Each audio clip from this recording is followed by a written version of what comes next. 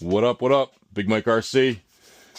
This morning I'm going to do a video. I've gotten a special request on how we do our suspensions on these speed cars. So there's a couple ways that you can do it, right? So you've got two ways. On the red, which was the dual, and this car was very heavy, so I didn't really have to do a lot of work when it had the two motors, the two ESCs, and it was heavy, so it sat down. It's a little higher now, but the one way you can do it is with limiting straps. You know, you bring down the car, you pull limiting straps, you set it where you want, and ideally on a speed running car like these, you want your control arms to almost be straight across with a little bit of an up factor to them, so it's sitting almost straight, and you don't want any movement in the front. You want it to stay planted, so the wind can't really get underneath it, lift it up. You want it to stay down. This one here is just kind of like my basher. This one, the shocks are what we call treated. So it stays right here, and when it does, and if it does lift up, it basically comes up and it won't drop the arms down. The arms stay right there. So even if it comes up, it stays. So that's on the front. So basically what I'm going to show this morning is how to treat the shocks.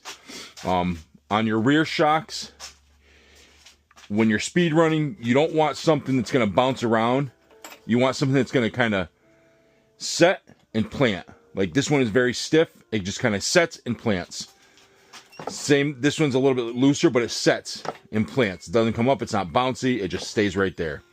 So I'm going to pull out the shocks, and we're going to show you how to treat them two ways. Treat them from the inside, and also treat them for if you have a basher and you don't want the shock to completely collapse. So give me 2 minutes, I'll go on the bench, and then we'll be right back with you. All right, we're back. I've got two shocks here, and as you can see, shock goes in, the shock comes down, and you have on a fully, extended shock, we've got about 2.5 inches of movement.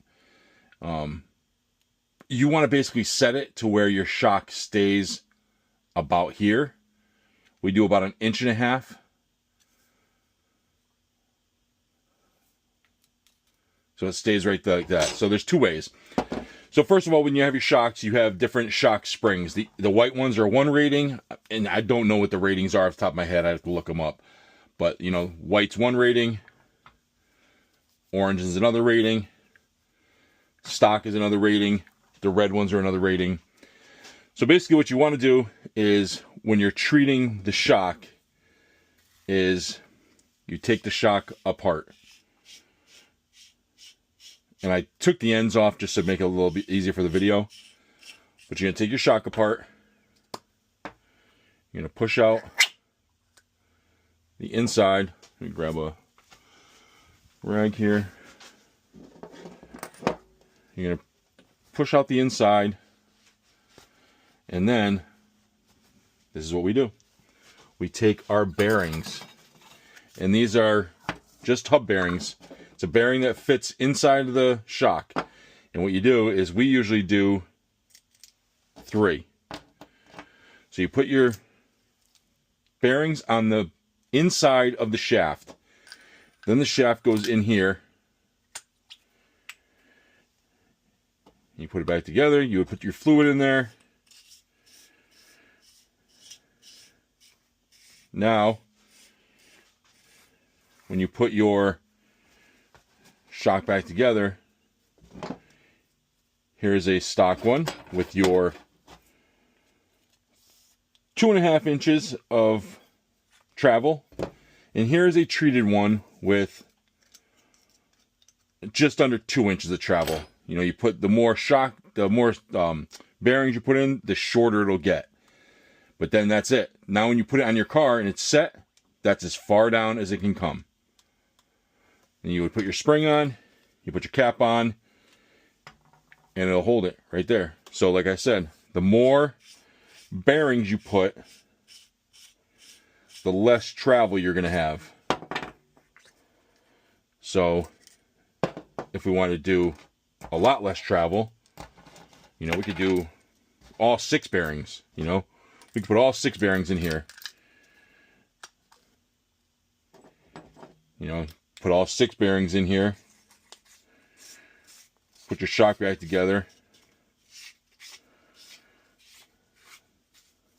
And then you would have literally your inch of travel as opposed to your almost 3 inches of travel.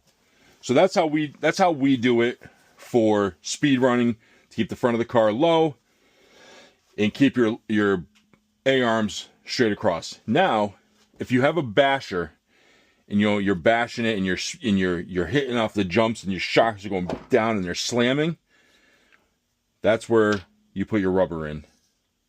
Put your rubber tubing so when it comes down, it'll stop here and you won't slam to the ground.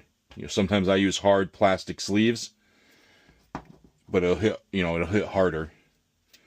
So that's basically treating your shocks. You treat them with hub bearings. It's just a stock hub bearing. The Creighton hub bearings work. The DBXL hub bearings work. If you're doing like Creighton shocks, you have to find a different size bearing, because not all bearings are the same size. You know, you've got smaller bearings, you've got bigger bearings, you've got thicker bearings, but it's just trial and error. These are all hub bearings. These all work for treating the DB shocks. I'm not sure. They may fit the Creighton also. I could try to do one at some point. I don't think I have one, but because with these bearings in here, you do have a lot of room in there. So, and the Creighton shocks are a little bit smaller, so these might still work, but that's basically how you treat it. That's how you treat it to keep the front end down. And then, like I said, the back end, you just adjust it so you don't have a lot of bounce and the car kind of just plants. And the way you do that is with fluid. You know, when you're adjusting it to not bounce, that's all fluid. When you're adjusting it to just stay planted, that's when you treat it. So hope this video helps. And for the person that was requesting the video, sorry it took me a little bit to get it out, but it did come out before Christmas time. So Big Mike RC, to the next video, I'm out.